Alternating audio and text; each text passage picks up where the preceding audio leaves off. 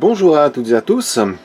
Voilà, comme promis, je vous avais dit que si je retrouvais un autre type de boîtier USB comme ça, encastrable, pour mettre à la maison, donc je vous referai une vidéo et j'en ai trouvé un autre.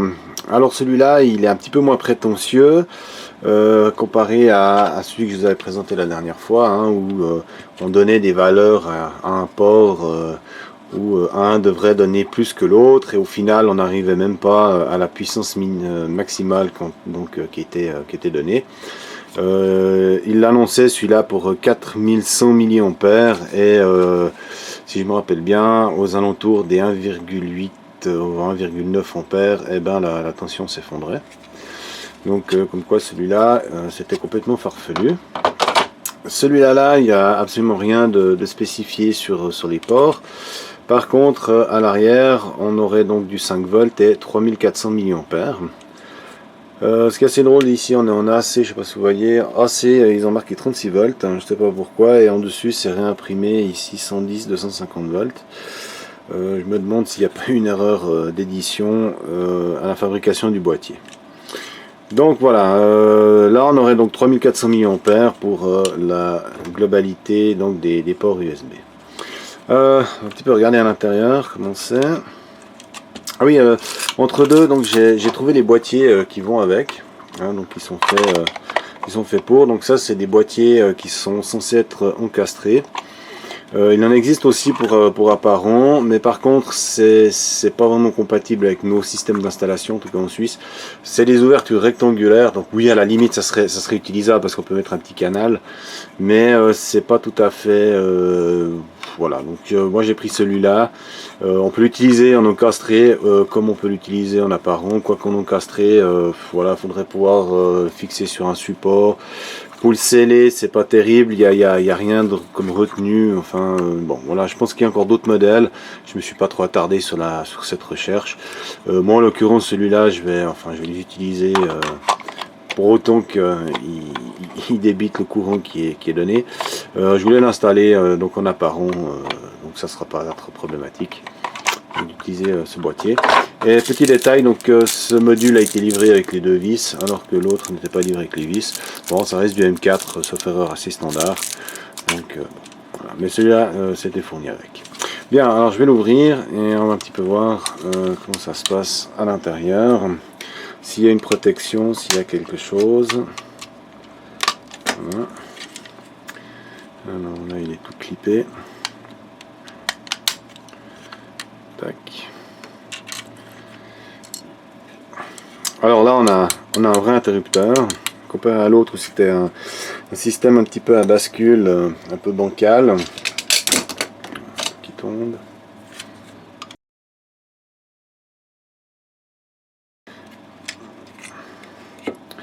Voilà. Alors là on a directement donc les raccordements phase neutre directement soudés, c'est même serti sur la carte. À voir, serti soudé, quelque chose comme ça. Donc là on a une connexion qui est bonne, comparé à l'autre aussi où c'était juste des petits fils qui étaient soudés à l'intérieur. Là on a aussi un fusible, donc on a aussi une protection. Donc voilà, au niveau construction je crois que c'est pas trop mal. L'important c'est qu'on ait quand même une protection. Petite différence aussi au niveau du boîtier, celui-là eh ben il est ventilé. Voilà, donc si on est dans un bon boîtier bien fermé comme ça posera pas trop de problèmes. Par contre, il ne faudrait pas l'encastrer comme ça dans du bois par exemple, étant donné que c'est ouvert. Donc là, il faudrait vraiment laisser ça encastrer. Maintenant, on va voir aussi si ça chauffe beaucoup. Si on tire, admettons qu'il atteigne les 3 ampères, voir à quel point ça chauffe. Si en l'encastrant, en le mettant dans un boîtier, en fin de compte, la ventilation ne servira pas à grand chose. Donc il faudra voir si ça chauffe beaucoup ou pas. Bon, je vais le remonter, je vais le mettre sur la charge fictive, et puis on va un petit peu voir si ça donne le courant qui est annoncé ou pas. Bien, je l'ai raccordé sur le secteur, j'ai branché donc la charge fictive. Là aussi, on a un petit rétroéclairage bleu, je ne sais pas si vous voyez bien. Voilà, donc l'interrupteur dessous. Donc lui, l'interrupteur est directement relié sur le 230, donc on n'a pas une tension de veille, donc ça c'est déjà aussi pas mal. Comme la dernière fois, donc 3 volts tension minimale, et on va démarrer donc à 0,2 ampères. 5,05 volts, donc jusque là quand même bien méchant. Je vais augmenter, on va déjà monter à 1 ampère. Alors là on a déjà plus qu'à 4,88. On a déjà peut-être une petite chute de tension. 4,88. Il me semble que l'autre était quand même meilleur au niveau de la chute de tension. Hein. Voilà, on a monté 1,5, 4,8, 2 ampères, 4,7. Même pas trop mal chuté. 2,5. Ah, on arrive au 3. Donc là, plus que 4,7 volts. Ça chute quand même pas mal. Là, à 3. 4,7 toujours. 3,1, 3,2. Et voilà, là, il s'est effondré. Donc, il nous le donnait à, qu'est-ce que j'avais dit avant, à 3,4. Il s'est effondré à 3,2. Donc là, on pourrait, allez, on peut dire que ça serait assez correct. Quoique, on n'est quand même pas à la puissance vraiment indiquée. Mais disons que là, jusqu'à 3,2, là, il crache. À 3, ça revient. 3,1, il tient. 4,77 volts, 3,1 ampères, mais on aura 3,2, bah il crache, c'est fini. Donc bon, celui-là il est quand même meilleur. Je vais le laisser un petit moment à 3 ampères là. C'est à côté de la ventilation, je suis pas trop vers la ventilation. On va essayer de voir un petit peu comment ça chauffe. Je laisse tourner quelques minutes à 3 ampères. Je vais faire une petite prise de mesure de température, on verra ce que ça donne. Bien, ça fait une demi-heure à peu près que ça tourne. Donc il chauffe relativement peu, hein. Celui-là il est vraiment correct. Ce qui chauffe le plus, c'est mon câble, hein. Là on a un câble avec des fils à l'intérieur qui sont vraiment très fins. Là on est à mon avis en dessous de 0,5 mm². La prise ici chauffe pas mal, donc elle chauffe beaucoup plus que le reste. Au niveau des températures, ouais, on est bientôt à 40 degrés, donc ça c'est vraiment dû à mon connecteur ici qui chauffe. Autrement le reste, on est vraiment sur quelque chose de correct, hein, aux alentours des 30 degrés. Dans la pièce il fait 22, donc voilà, celui-là il est quand même beaucoup plus intéressant que le premier que j'avais montré, qui était vraiment catastrophique. On a une erreur d'à peu près 10% au niveau de la puissance, pas tout à fait. Donc celui-là il est intéressant et il est à peine plus cher que l'autre. Maintenant au niveau de la ventilation, étant donné qu'à mon avis on peut être dans un boîtier comme ça, il n'y a pas trop de soucis. Voilà, donc celui-là si jamais je vous mettrai le lien, j'ai absolument aucun lien commercial, hein, donc c'était vraiment pour un test. Mais je vous mettrai quand même le lien parce que celui-là il est quand même beaucoup plus intéressant. Je vous le mettrai en descriptif.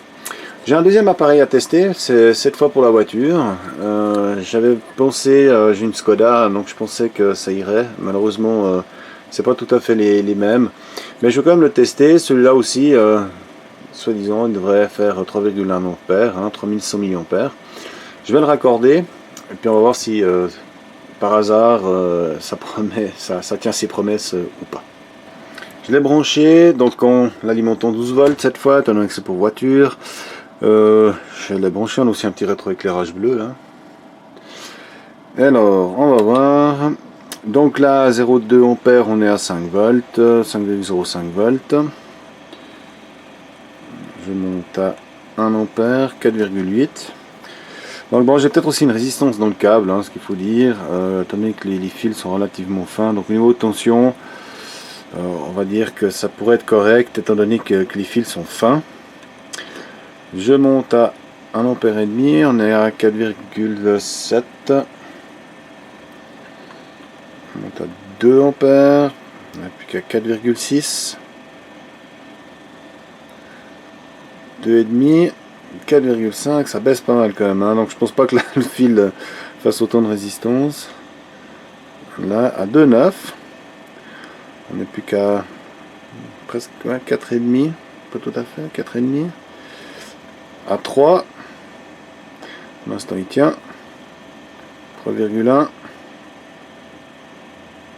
Donc là il tient. 3,2. Il tient toujours. 3,3. On va voir, il n'y a pas de protection. 3,4. Je ne vais pas monter plus haut, j'ai pas envie de le faire griller. Donc là il tiendrait en tout cas les 3,1 ampères annoncés. Bon, plus que 4,5 volts, c'est pas 100% idéal. Mais disons que là, au moins, il tient au niveau de l'ampérage. Bon, celui-là, il va pas trop mal. Celui-là, je l'avais trouvé chez AliExpress. Ça vaut pas cher non plus, à peu près 5 ou 6 dollars. J'ai voulu l'ouvrir, mais j'ai rien vu il me semble que c'est collé. Je voulais voir si à l'intérieur il y avait une protection. J'ai pas voulu le casser, ça a l'air collé.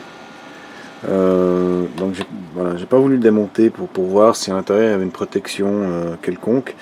Donc là en l'occurrence à son installation je rajouterai quand même à mon avis un petit fusible, un fusible plat comme protection. On n'est jamais trop prudent, sachant que ça consomme, je vais le mettre à 3 ampères ici. Ouais, on est à 1 ampère et demi à peu près en 12 volts. Donc là il faudrait mettre quand même un petit fusible de il y a des 3 ampères qui existent en fusible plat, donc il faudrait le mettre à l'entrée, étant donné qu'on ne sait pas à l'intérieur ce qu'il y a comme protection. Voilà, donc je vous mettrai les liens de ces deux produits. Donc je le répète, j'ai absolument aucun lien commercial, donc c'est pas du tout une vidéo de présentation commerciale Banggood ou quoi que ce soit, étant donné qu'il y en a un qui vient de chez AliExpress et l'autre de chez Banggood. Donc je vous mettrai les liens pour ceux que ça intéresse. Donc ces deux produits pour moi ils fonctionnent bien, c'est pas trop mal. En tout cas ce boîtier là est nettement supérieur au premier que j'avais testé, et au niveau des tarifs on est à peu près kiff kiff, vous allez voir, je ne me rappelle plus exactement son prix, mais c'est moins de 10 dollars. Et là, on est aux alentours des 5 ou 6 dollars, quelque chose comme ça. Donc voilà, si vous avez ça installé à la maison ou dans la voiture, ces deux produits iront très bien. Voilà, à tout bientôt.